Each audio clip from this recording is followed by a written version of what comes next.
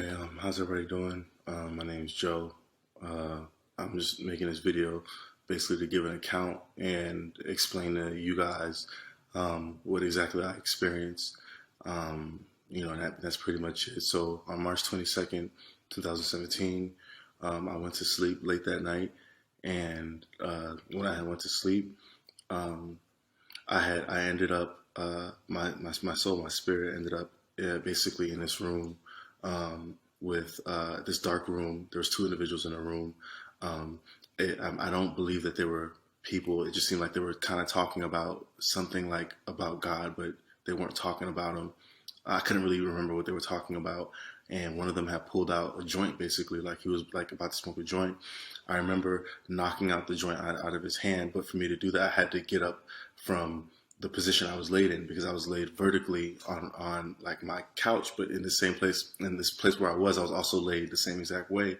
And as I knocked it out of his hand, I fell over. When I fell over, um, I literally ended up in this place. And this place was just a place of outer darkness. It was complete darkness. It was nothing but darkness. I couldn't see anything in front of me. I couldn't see my hands in front of me. I couldn't see or even feel like as if I had uh, um, uh, any kind of knowledge of where I was or the place I was in. And I was like even trying to pull my hands in front of me, and I couldn't see my hands in front of me. And as I'm trying to figure out what's going on, because even in this world, like when you're trying to look through something, you give it a moment expecting for like your vision to adjust and for you to see more clearly, like if it's in the dark or whatever. And so I'm waiting to see for it to adjust and to see more clearly. And it remained complete darkness. And I'm talking about thick darkness. And like maybe within a minute or so of being there, like a small light began to dim a little bit behind me, as if it was something. I don't know if the light was from me or if it was a small light behind me, that was allowed me to see where, began to open up, allow me to see where I was and what I was seeing. And the thing that I was seeing was the most horrifying, terrifying thing that anybody could ever account for in this world. And what I mean by that is, what I had seen was literally a sea of people, and the people were just in silhouettes. So it seemed as if though this was a place where those who had just died are now coming up from, and you're now seeing the sea of people who are all coming up, and who have either passed or they died or they're here for the most part. These are people that are here, and there's no physical descriptions of them. They're just literally silhouettes. Like it's almost like they're I can only see their shadow image of them, and they're in front of me and they're around me. And you're talking about trillions of people, as far as my eyes can see. If you ever attended a concert or any public gathering, or even looked at through TV, and you've seen large amounts of people all in one place, or in a place where as you look ahead you see like a large crowd, you can still pretty much see past people. You can see a landscape still. This place was so many people that the landscape was people. As far as my eyes can see, there were people. As far to my left and to my right, as far as I can see, I'm seeing people. And everybody there is no interaction amongst us. Nobody's interacting with anybody. And immediately the fear that was there, it was like it was controlling the environment. It was like at that moment I had nothing but questions. I was trying to figure out where I was. Why am I here? Wow. First of all, why the appearance and the setting was so scary in itself, that I'm trying to figure out, what is this? What's going on? Am I in a dream? Like, what's going on? What's happening? And as soon as I begin to try to figure out what's going on, and and right now I'm at from this moment on, I'm at a very, very, very high level of fear, and it remained that way the entire time. And it wasn't because nothing actually about the experience made it scary. Fear was literally just a part of my being. I could not be nothing but absolutely scared. And I'm talking about scared or fear, like to the point where when somebody just scares you, you get immediately scared. You may burst out, you may yell or something because you're scared, and then it begins to come down. But I'm talking about fear that stays at that level, as if somebody had you just got caught at the highest point of how scared you were, or what fear you had, and that's all that you have the entire time. It doesn't come down. So you're like, feel like as if you basically shouldn't be able to breathe, or be normal, even handle yourself, to assess anything, or to use your cognitive skills or anything like that, because you're literally in this much fear, you're still able to just be in this much fear and not know what's going on. And so literally I would say like maybe there's no time, so I can't say what moments of time. I know that from there I then had been moved to these what appeared to be these caves, and so I had moved, not walked, but it was like a moving thing, like a force had brought me over to these caves, as if this is where these caves where I was supposed to go and belong. And then now it had gotten dark again to where I couldn't really see. So I'm trying to navigate through caves, and I'm kind of bumping into these fixed boundaries. I don't know what it is, where it was, but I'm just, okay, I would either go right or I would either go left. I would either turn left or then I would turn right. And I'm trying to find my way through, and I couldn't find my way through until I eventually got into this one place where it was a cave. It was a cave, and it descriptively just like a cave, but it was somewhat put into like I would say it's a club setting, but I didn't see any bars. I'm not seeing any drinking. I don't see anything like that. I just see people seem to be dancing without any music at all. No music at all. I'm not hearing any music at all, but people are almost like slow dancing as if they're just bopping their head to a tune, but there's no music playing at all. And as I'm trying to really look upon what's going on and who are these people that I'm looking at, like what's going on? Why? Because I'm still at the same height of fear. So I'm still trying to figure out how can anybody be literally enjoying their dance or whatever they're doing in this kind of environment, like in this environment. And so I look over and then I see this young, this appeared to be the only being that was there that somewhat seemed like he recognized me. Everyone else seemed like it was a controlled force as to their bop or their slow motion, two-step or whatever it was. He's looking at me. As he's looking at me, he has on these dark shades, and I'm trying to figure out, as I was thinking to myself, like I'm trying to figure out what exactly is like going on with him. Because I'm thinking in my mind, obviously, again, I want to make it clear that like when I was there, when what my thoughts were just as communicative as if you would speak. So as I would think, is how I would be able to move too. So it was like, as I would think I want to go over here to go to this part, because I'm trying to get out the cave before I had gotten to that place. I want to make a left here. I want to go here. As I would think it, boom, I would automatically just go to that place, that particular place. And it wasn't a walk. It was like a force. It was simultaneous. As I thought, then boom, it would happen. And so now back at this cave, and I'm looking at this dude, and he's like two-stepping back and forth.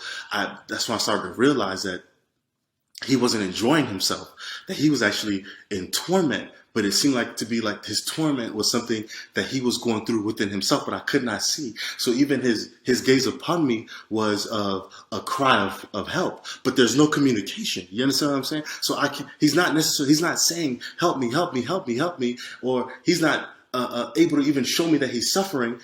It's almost like I knew it, because of even the look that he was looking upon me with. That even as I'm looking, but we can't. The slightest bit of interaction is not happening. We can't interact at all whatsoever. And so I'm like, oh my God. I'm like, I'm even more scared now. And I'm like, what am I doing in this place? And it was at that moment that I had thought, and it came to me that I was like, am I dead? Am I in hell? And I couldn't. That's all that was boggling over my mind, like, oh my God, I think I died. What happened? How did I get here? What am I doing here? Was the next question. It was like, what am I doing here? How did I get here? Did I die? What's going on? What's going on? Is literally the only thought of what I have about this present time. And even as I was even thinking that, I'm like, what's going on? I remember at that time, I didn't even think of like, the Lord, or, my personal faith and my belief in Jesus Christ. I was, this point, I was still pretty much being tormented by my own fear of where I was, and if this is where I belong. And then the next thought was like, but I thought that I'm a Christian. Like, what am I doing here? I'm a Christian. I didn't understand. Why would I be here if I'm a Christian? What am I doing here if I'm a Christian? What is this my judgment? Is this where I'm supposed to be? It's more than confusion, because when you say confusion, when I speak of it, it almost in our realm, it makes it seem like as if you're able to think this way and have these kind of thoughts without necessarily feeling the effects of everything else. But the other feelings and everything else, the fear and everything else never left. So I still had that. So it's almost like as if everything, it's almost like, you know, when people say that their life flashed before their eyes, or that things had happened so badly that in that moment, as something bad was about to happen, time has slowed down for them, even though something bad was happening at the same time.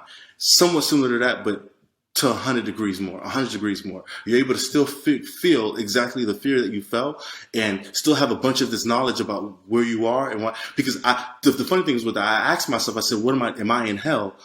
Even though even in my own knowledge, I knew I was in hell. But I don't know why I'm even still asking myself, why am I in hell? Why am I here? But I knew I was in hell. I had the knowledge that I was in hell. I had the knowledge that everyone here is in hell. Everybody here is in hell. And so I'm like, what's going on? So all this is still happening simultaneously, and I'm still scared. The amount of fear there is like, how am I able to feel this feeling this intense? If even thinking that if this was a dream, how am I able to feel it this intense? And I've never felt my senses to be heightened at this level in a dream. So that's why the thoughts of being dead was the only thing that I could think of. How did I die? Did I die? And what am I doing here? So anyway, I'm looking upon him, and this guy is literally in torment. I was already frantically in fear and at a high level. But when I seen that upon him, and it was dawning on me that I was that I already knew it, but it was dawning on me that I was in hell. It caused me to, even be more frantic. So I immediately, I'm looking for an exit. Where's the next place I can get out of? I think, to go over here. I go towards the end of the room because I almost don't even want any of them to really even see me here. I don't even feel like I belong here. I'm trying to get out. And so in my attempt to try to get out, I go towards the other corner of the room. As I'm going to the other corner side of the cave, as I go to the other side of the cave, I can't see anything. So I'm still trying to figure out what way am I going and not going.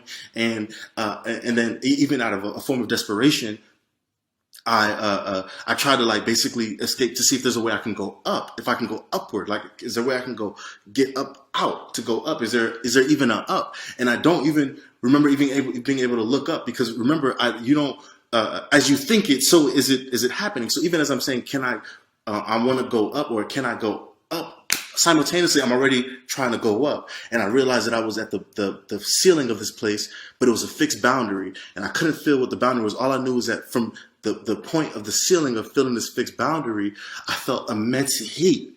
The amount of heat that I felt on top of me, the immense heat that I felt on top of me was so scary.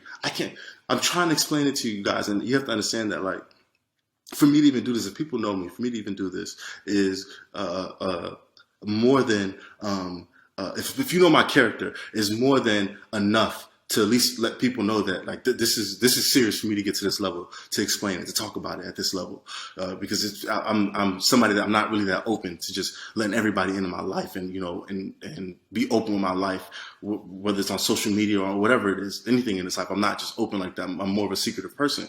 And so as I'm hitting the ceiling and I'm feeling this immense heat, right then and there, I was like, oh my God, I'm in hell. I couldn't even believe that I'm in hell, and that now I can actually feel the heat that is above me. The heat was so intense, even from what was above me, that I'm not seeing any physical flames, but this heat felt like as if even now, if I press my way forward, that it was enough for me to say, I don't even want to go up, because I knew that this fire would consume me, because the heat felt like real life. It felt like I was like real life heat. It still felt like the heat that you would feel here. As if you put your hand over a stove, you would feel the heat. You would literally feel the heat. You would feel the intense heat. And it was even hotter than what you would consider to be a stove. So even as I'm going up, it's like, and I'm coming back down, oh my God, where's all that heat coming from? Why is there this much heat on top of me? And so I'm just frantically trying to figure out where I was, what's going on. And I remember trying to say, at that point, I was like, when it had said that I'm in hell, the only thing I could think of was to be calling out Jesus' name. I'm calling out Jesus' name, and nothing is happening. I'm saying, Jesus, Jesus, Jesus, what's going on? Jesus, Jesus. And as I'm saying, Jesus, Jesus, Jesus, nothing is happening. And then I heard an audible voice explaining to me that this is how it is down here, and that it's not what you think, that it's actually Mary down here, and that, you know, these people were enjoying themselves, the people that I had seen that were in the club. And again, I didn't really know who this audible voice was, but I understood what he was saying. I understood what was trying to be told to me, because again, there was no physical thing in front of me. I wasn't seeing a spiritual being. It was he was able to communicate with me through my thought in my own head, just to talk to me somewhat in the same way that we have voices here in our own heads now, here as we're on earth. And so he's telling me that this is Mary down here, that I should have no fear to want to come down here, and that I could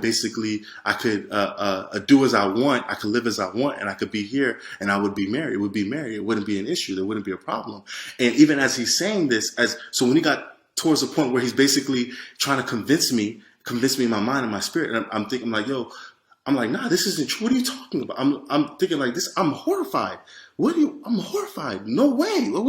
No way am I coming here. No way will I be here. Like, without a doubt, there's no way. There's no way for anybody that I would come here. I would be here. I would even want to be here. I would even consider it. And so I'm thinking, and this is after me saying Jesus, I'm like, what's going on? And then I remember when I was saying that, I just went back to reverting to saying, Jesus, like, give me a Jesus, like, what's going on? Why is, I'm saying your name, like, Jesus, what's going on? And as I'm saying his name, that audible voice then got louder. And now the audible voice now was yelling at me. And what appeared in front of me seemed to be like an eye. It was an eye. It was a large eye. It was a large eye. And I remember the eye was not any eye we've ever seen on this earth. It was an eye that even appeared to have different arrays of colors in the pupil. It was a different kind of eye.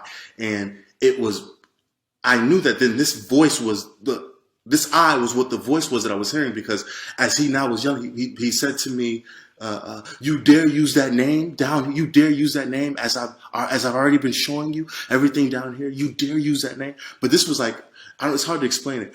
It sounds like I'm saying it as if he said it that proper.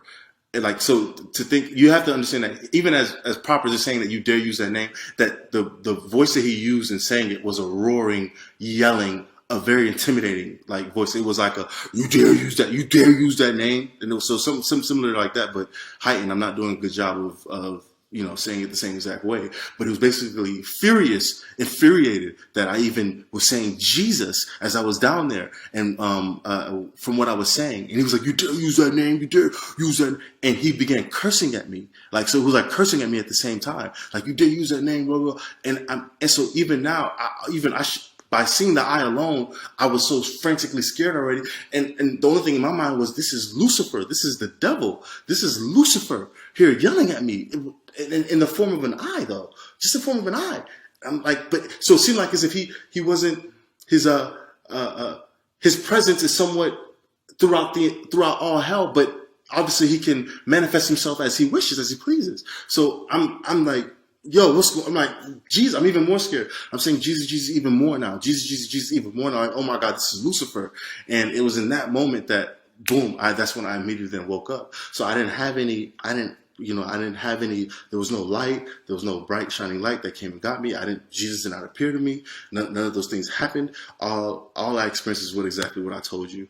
And, I woke up in such fear. Even as I woke up, I felt like I can still feel the heat on the top of my head, the heat from the being above, whether that was the lake of fire on top of me, I don't know, but I can still feel the heat. So I woke up and I'm still pretty much like, like I still felt the same terror that I was under when I was there. Now, mind you, everybody may have scary dreams. And if you have a scary dream or something, you wake up and you're still, your level of fear is still pretty much similar to what you feel when somebody scares you. It's high for that moment, a couple seconds, and it goes back down, right? So, but even for me, even now, my coming back into waking up, when the terror and the feeling of the heat, and then the terror that I had wasn't even going away. Meaning that it wasn't at the same high level, but as it was going away at a slower pace. You understand what I'm saying? Does that make sense? Like, it was a lot less slower. as how if somebody scared me, I would quickly come down and be like, okay, yeah, well, that was you, not funny, whatever. This was entirely different. This was, I could almost still feel, even it's 2 days now, it's been 2 days, and I could almost still feel the terror of being there. And it's hard to describe that, because when you say terror, people here with our senses, we only equate terror to maybe what we see, right? Maybe we see something that makes us terrified, or you're in a movie, something is going on that terror is a sense that is induced, and it can raise or be high, whatever. I was still feeling the terror of it being at a high level and not going away, and it was coming down slowly, and I was still frantic. I was scared. I was still feeling the heat. I immediately came. I ran over to my wife, and I had to wake up and tell, like, yo, I just had the worst nightmare or whatever. I had the worst nightmare. I'm still kind of disoriented, because I'm not really sure if I'm really out, because being there and understanding the concept of eternity, that I couldn't get out. And that's another thing that I want to touch on. Because remember, again, the reason why it seems like I'm describing this stuff out of sequence is because it's all happening simultaneously. So remember, I said that I had the knowledge. So even though I'm not saying, oh, I'm here for eternity, I didn't have to say that to myself. Everyone had the knowledge that you could not get out. Or at least I'm going to say I did. I knew and I understood I could not get out. And not only that I couldn't get out, but that I was here forever. I understood that I am absent of time, and this place goes on forever. And I understood that. And I think it was a part of the fear. It was a part of the terror, that all this stuff that I have knowledge of, instantly I'm completely all knowing. I'm all knowing. I know it all. I know it. Even though I'm even questioning all the things that I know to be true. The same way we know I'm breathing air because oxygen goes to our lungs. We learn common things here, the natural laws on this earth. We know it. We just know it because we know it, either because even if it's not explained to you, you just know it to be that way. So it's the same exact way. I just knew that I was here forever. I was stuck here forever. I couldn't get out. And what was going on was being controlled. And that was the worst part about it. That was the worst part about the entire experience. That was the worst part. The worst part, and the worst part of the lack of hopelessness, and that nobody can interact with anybody else. Nobody. There's even comfort in being in an oppressive state. There's comfort. A good example. I'm being real. Me being a black person, it's comfort. There's still comfort to feeling like, or knowing that, your struggle of what you go through to overcome, racial disparities or racial discrimination or biases, that I'm enduring it amongst a group. There's a certain level of comfort there and feeling, and in everybody's own heart. Or if you're in jail, even people in jail have a comfort that they're not the only ones in jail. Even if they're in solitude, they understand that there's other people here, and that this is something that others are enduring with them. You're not even given simple comforts like that. You don't even feel, it's not that you don't even care. It's not an element of that realm. You don't even feel a comfort. Comfort is absent. So there's no recognition of, look at how many people we're all going through it. Look at how many people are here. It's impossible. There can't be a party in hell, because even though when you're in hell, the only person that you believe that is going through something that you can feel and feel and go through is you. The only thing you can be, even if you're there with millions upon trillions of people, you feel as lonely as if you're the only one there. And that's hard to explain. You feel like you're the only one there. That's exactly what it was. Exactly. So absent comfort, absent no interaction. Everything that appears to be even slightly good is not there at all. So it's horrifying. And mind you, again, like I'm saying, it's not because I had the knowledge of all these things that I was horrified. Horror and terror was a part of the elements, the environment. It was a part of the environment. It was exactly, you could not even choose to be at a different level of fear if you even want to, because you don't even have the cognitive abilities to decide to yourself that I'm not going to be scared, or what's really going on. Let me figure out before I just, act frantic. There is the cognitive functions that we have here are completely absent. And that's what people need to understand, that there's no controlling of it. A lot of the things the very small things that you take for granted, that you have autonomy over, that you have autonomy in mind, you have autonomy in movement, you have autonomy in what you think and how you think and what happens and what's going to happen. All that stuff is literally, it's good. I now realize it's a good characteristic. It's a good thing that you have autonomy. It's a good thing. So imagine absent anything that's good. Imagine no interaction. Family, you can't even consider family. Your family, you're not even considering your family. At this, as far as you're concerned, you even understand the aspect of that even your familial ties that you consider to be family is somewhat minute. It doesn't really exist. Blood relations are just physical, but the spirit is enduring on its own. You won't even consider yourself to have brothers and sisters and those of loved ones. The only kindred you have is maybe those you have. I don't even know how anyone can even have the ability. For me, I didn't have an experience where I was able to have the ability to even think of loved ones. All I could endure and deal with was what was presently controlling me in that environment. And nothing else mattered. Nothing else mattered. Nothing else mattered.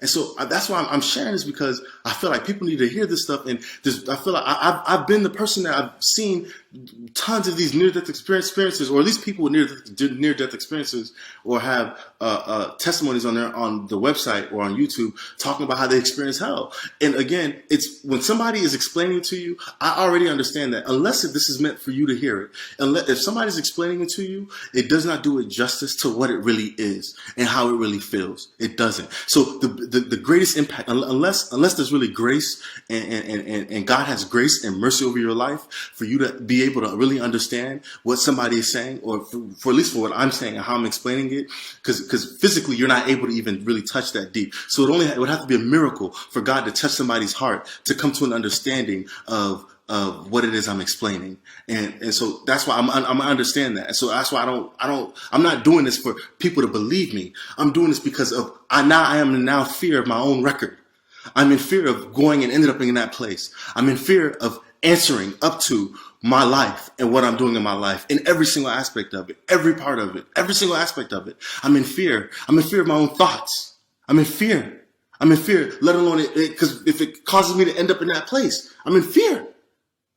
And even if I'm not supposed to be in fear, I still feel some of the terror and some of the things. It's only been 2 days, so I'm still pretty much dealing with the feelings of all of it, and the memory of it. You know what I'm saying? So I just wanted to share this, man, for somebody who maybe wanted to stumbled across this video and they're undecided and they're not sure. They don't really know, what's going on, or whether you believe in Christ or you don't.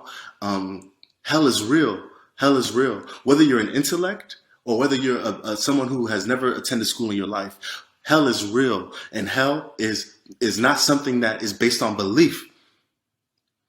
This is not belief. This is not your belief. This isn't what you believe. This isn't everybody has respective rights in what they believe in. This is what is true.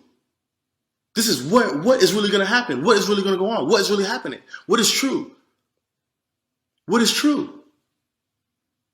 This has nothing to do with belief. I don't care what your belief is. I don't care what your background is. Nobody is going to sway me or convince me about my experience to denote it to be any less real than you even trying to explain to me what you're talking about. I don't even consider half of what I see here to be real at all. It's all a facade. It's all a mirage. We're all just passing through. And and the majority of us are being deceived. And the devil is deceiving us, and it's all deceptive to make us think that we actually have these abilities, and our autonomy can't be taken away, and this stuff can't be taken. That this life is really forever. Listen to me. There's no such thing as YOLO or living for the moment. You're gonna have all the time in the world to live for the moment, in terror, for the rest, for eternity. In terror, in fear, you'll be living for the moment. And because that moment is all you have. And nothing else will matter. Not one single thing you do here as a form of enjoyment will be even remembered for you to even say that at least you lived the life that you live. The only thing that you will have to stake claim to this life is why did I even have a life to end up here in the first place? I would have rather not even had a life. I would have rather not even had any pleasurable thing, because at least there's still hope that I'm going to get through it. There's still hope that there's something better at the end of the road. There's still hope that things can change. The stuff we talk about all the time. What's the whole premise on wanting to live for the moment is that you only live once. Now imagine, what if I told you only die once too? And then that's it. And then fate is decided. And if you can't understand eternity now, you will understand it then. And it's not up for discussion. It's not up for debate. I'm not looking for political talk. I'm not looking for schools of thought. I'm not looking for religious faiths and beliefs in the afterlife. I'm not looking for literature. I'm not looking for any of those things. The Word of God is the Word of God. The Word of God is the Word of God. And that's all. And in that place, all you will know and understand it is to be true. There's no debate. People are not debating down there. Nobody's debating. Nobody's trying to figure it out. Nobody's trying to debate amongst each other. Even if you don't believe in him or you're not sure why you chose him, you still don't want to be there. Do you hear what I'm saying? You still don't even want to be there. So I know that even if you're a devout Satanist and you believe that you follow him and Satan is you adhere to his principles and you believe in what Satan is doing and what the devil is doing and you like that way of thinking or whatever reason is why you chose him or you choose that path, you still won't want to be there. You still will not want to be there. You will not want to be even thinking of why you chose him. All you're going to want to do is beg for your life to get out of there. Everyone is trying to get out. Everyone is trying to get out. And nobody's concerned about the suffrage of anyone else because what you're going through is so heightened. It's such at a high level of what you're dealing with alone that you probably couldn't even remember if you had a mom. You couldn't even remember if you had a life once before. How many brothers and sisters you have. These things are not even of concern. Who's your loved one? Where's your kids? None of that stuff. None of it matters. None of it. None of it.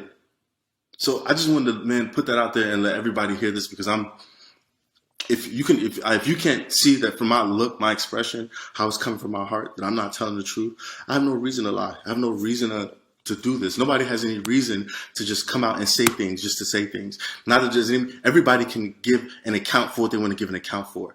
But I know what was real. So at least for me, I want to make sure my record is clean so that you can't say that I didn't say it. So that nobody can, so that it's known, that everybody knows that Joe said it, that I said it. I want everybody to know that Joe said it, that I said it. That's how important it is to me not to be there. Yes, I said it. And I'm telling everybody, say what you want to say about me. I don't care. I said it. I said it. And I told you. So my hands are washed because I told you. I told you because I'm now going to be accountable for how I'm going to live my life from this day forth. So, and that's the most honest I can be with people. If I love you, then that's the most honest thing that I can do. And I could tell you, you can write it off. You know what? More than half of people maybe can write it off and live your life here. You can continue to live your life here. But like I said, it's everybody going to have their day and that's not going to stop. That's the one thing that nobody can overrule or overrun. So as long as you have your day, you're going to have your date. When they say the day you were born, now here comes the experience of the day that you die. You can't say that you didn't hear it. At least not for me. You can't say, because in this also will at least be my eternal proof of record of me letting people know that this was real, that hell is real. Hell is real. There's no such thing as coming close as Christians. If you even debate in your mind, if you got to even review your record to figure out whether or not you're going, you're already probably on the wrong side. Because I'm telling you right now, the decision is unanimous. We're not looking for a majority vote. There's no board in heaven. There's not a majority vote as to who's going and whether you're going or not. There's no politicking. It's unanimous. Either the Lord knows you or he doesn't. Either you have a relationship with him or you don't. And what I mean by relationship, I'm not talking about past relationship. Now. Right now. You could even know God. You could have prayed to him and he answered your prayers. And that was your proof as to why you attained to this faith that you believe that you believe in God. Or you've told other people about Jesus because of little experiences you had, whether you prayed or you were healed before, or you've always had a feeling, maybe you've even had his presence with you before, or you're even more of an active believer. You've had an ongoing relationship with him throughout your entire life. Maybe you grew up in a church, whatever it is. If you do not have the Spirit of the Lord in you, free from indwelling sin, you hear what I said, free from indwelling sin. At the moment that he comes, with the moment that you die, you'll find yourself in hell. And you'll be thinking to yourself that I'm a Christian. You wouldn't even understand. You wouldn't even understand what you're doing there. You won't understand. To me, that's too much of Russian roulette for me. That's too much. I'm not looking to come close. I'm not trying to just get in. Because now that I realize there's no such thing. You can't think with your carnal mind. There's no such thing as just now getting in. You're not going to just make it in. There's no such thing. There's no review of the evidence. You're in or you're out. Either his blood is on you or you're not. Either his spirit is in you or you're not. Because it's not merit-based. It's not based on what works you do, what good things you perform. That's what I mean. It's carnal. Because even as somebody you think you're a Christian, you ain't gotta believe in all that spiritual stuff. You just believe that if you're a good person, that you're gonna make it. There's no review. Do you get what I'm saying? At death comes determination. At death comes judgment. And there's no appeal. I don't even know if you'll even have time to their disagreement. Like I said, when I was there, everybody, it seemed zombie-like because everybody literally could not do anything about it at all. So it's like, so what you think and believe means nothing. You have no power. What you think and believe means nothing. You have no power. So you better tap into the source. You better find out who really has power. Who is the king of this earth? Because everything here perishes. And not buy into the lie. Don't buy into his lie. Please, I'm begging people, please do not buy into the lie. The biggest lie of them all. We are not gods. At all. At all. We are not gods. That's what I mean. Even the little bit of ability that we have here, man, we're fooled. He's gotten us to believe that we really think we're gods. We really think that the way we think matters. We really think that the way what we say and how we feel and how we see things matters. You have no say-so at all. At all. And you have no power. So you better find the source. That's my best advice. Get to the source. All that matters in his life is getting to the source. I used to be one too, like, the aspirations. Everybody wants to, at least when you're here, you think to yourself, I mean, what's wrong with wanting to either live a decent life or live a better life? And the means that you use to get there, whether it be good or bad, everybody is up to their own, their own judgment. Leave everybody up to their own judgment. Pursue what you want to pursue.